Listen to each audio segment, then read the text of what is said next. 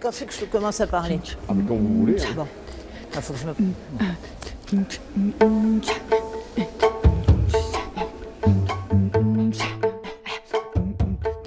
Alors voilà, moi je suis Pierrette, guide au musée et dans la ville d'Arles. C'est mon lieu de travail, mon lieu de vie, c'est là où je passe le plus de temps et je suis heureuse dans ce beau décor. Mais j'ai quand même quelques petites récriminations.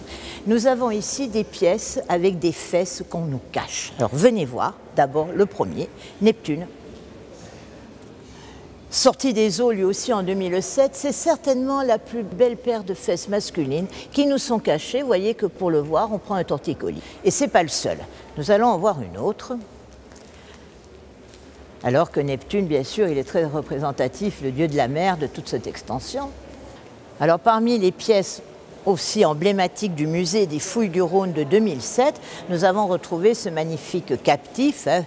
Mais voilà, le petit détail qui fâche. Pour bien voir, il faut faire le tour, là aussi, pour voir le travail fait sur la chute sur les reins. Hein.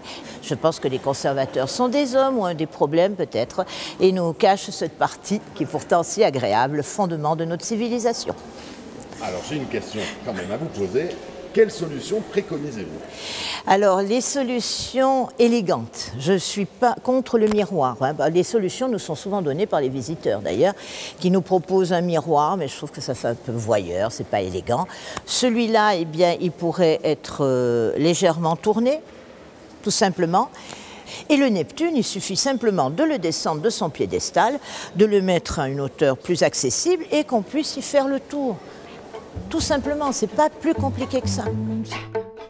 Oui, parce que ça ne concerne pas que les hommes. Hein, ah oui, oui, oui. On est pour la parité dans ce musée quand même.